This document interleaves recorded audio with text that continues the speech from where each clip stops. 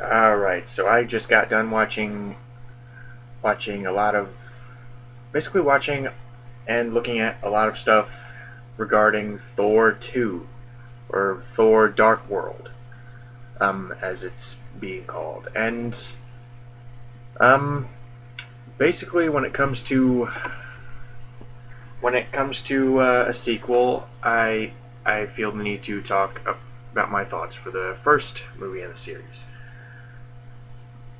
When when I think of Marvel Avenger setup movies, honestly, Thor is the worst one in my opinion. Which is not to say that it's bad. I mean, the first Thor movie, directed by Kenneth Branagh, was okay. I mean, I thought it was okay. There are some people who think it's their favorite, who who who really like it more than I did. That's fine. I'm not out to change anyone's mind. I'm not out to denounce anyone for liking it more than I did. I'm just saying I wasn't too crazy about it. I did like it, um, but I just thought the whole plot about him going to Earth and learning his humanity hadn't been done before.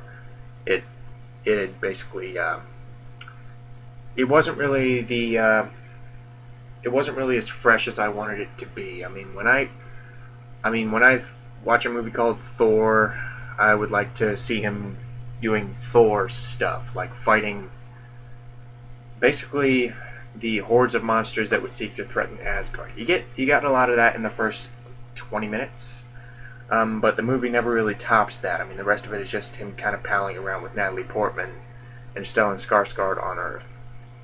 Um, but with that said, the acting was very good. The characters were likable enough, and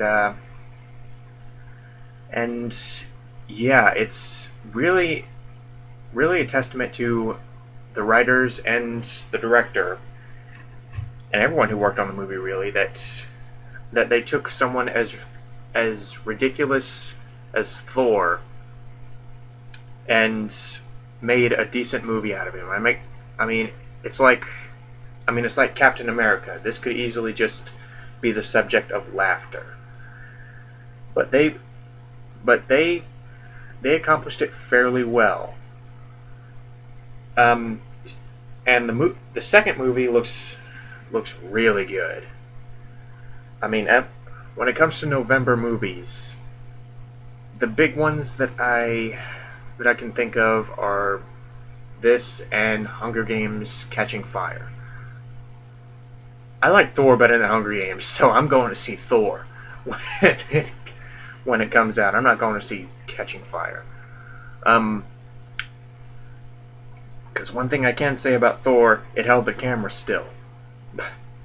But basically, what the second Thor movie is, it's like Iron Man 3 in the sense that it takes place post Avengers. And I mean, it basically deals with Thor returning to Asgard with Loki and a new villain threatening Asgard. I believe it's Christopher Eccleston as Malekith the Accursed. So they got one of the many Doctor Who's as Malekith the Accursed. So that is very cool. And they also got, oh, it's I can't pronounce this guy's name. It's Dr. Echo from Lost, and as Algrim the Strong, who is a dark elf who I assume sides with Malekith to take over Asgard. I mean, basically most if not all of the principal characters from the first Thor are back. I mean, Chris Hemsworth is back as Thor. Natalie Portman is back forcefully as Jane Foster. Tom Hiddleston as Loki. I don't know really how big of a role he's going to play. They might expand his role because he's gained a lot of popularity. Stellan Skarsgård as Dr. Selvig. I don't have a problem with that. I mean, Stellan Skarsgård, you can't go wrong. And Idris Elba as Heimdall, the gatekeeper. And Idris Elba, fresh off of Pacific Rim, he said that he has a bigger role in the sequel. I mean, which more Idris Elba can only lead to good things. But aside from that, the Warriors 3. The Warriors 3 are back. I mean, you have Ray Stevenson. Awesome. Jamie Alexander. And there's actually a new actor in the kind of Errol Flynn type guy. In the Errol Flynn type member of the Warriors 3. It's Zachary Levi. So that's weird casting right there. But Rene Russo's back, Anthony Hopkins is back, and Kat Dennings is back. For some reason.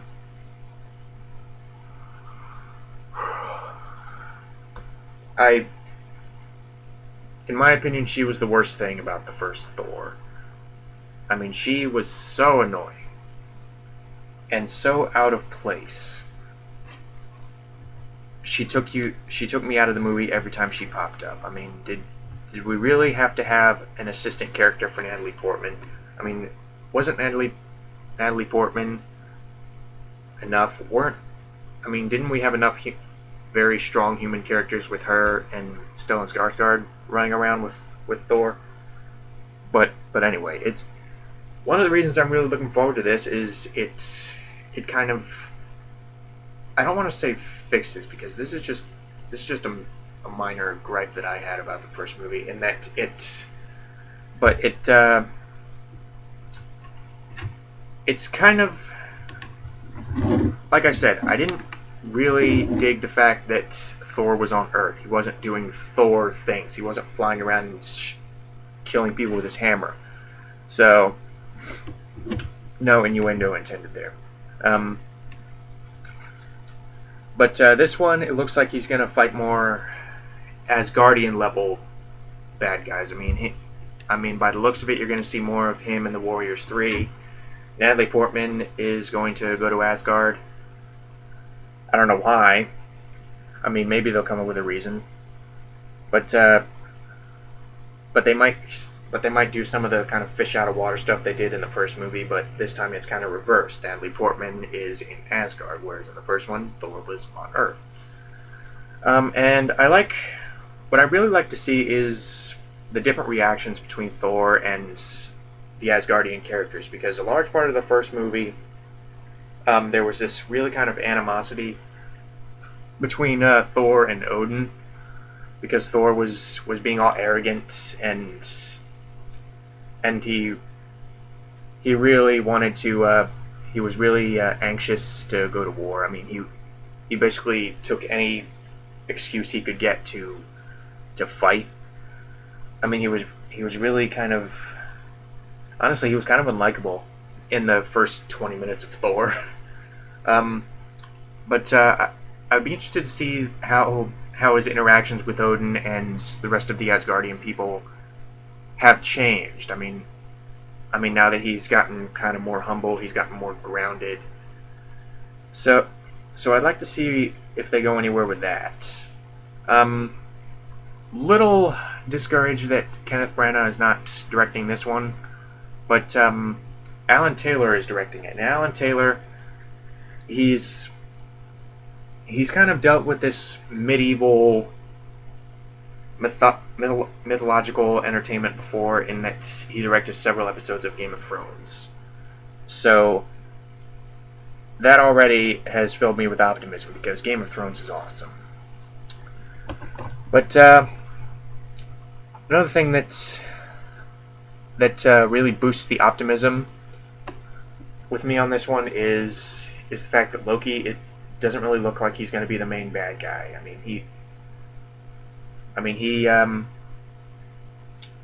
he he might be a supporting antagonist, but it doesn't really look like he's going to be the main big bad villain like he was in the first Thor and the Avengers. So that'll honestly be kind of refreshing because I'm sick of them fighting Loki. Not that Tom Hiddleston is doing a bad job or anything. I mean, he's honestly one of the highlights. But I was just so tired of seeing him as the bad guy. I mean, it would be like if for the first two Iron Man movies, Iron Man only fought Jeff Bridges instead of Jeff Bridges kicking the bucket in the first Iron Man. I mean, it would get kind of old after a while. What else?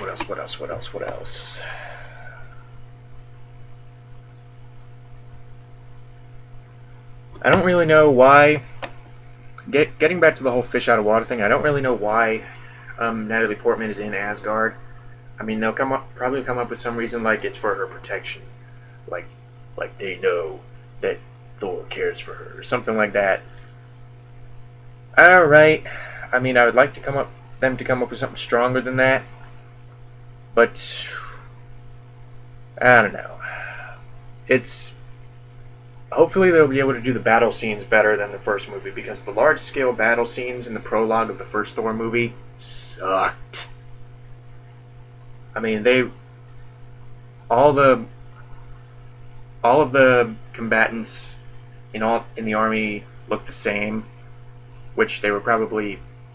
I mean, they probably were accomplished this way, but they didn't have to look so obvious in that they looked like someone had taken one solitary sprite and replicated that sprite 1,000 times over and did not change any of the features. I mean, they've done that in movies plenty of times before, but the thing is, when they've done that in, say, The Lord of the Rings, when you have that big Uruk-hai army, I mean, the Uruk-hai did not all look the same. Not exactly. They wore the same armor, and they were clearly cut from the same cloth. But some of them might be taller than others. Some of them might have longer arms. Some of them might have longer legs. I mean, they didn't all look like the same guy.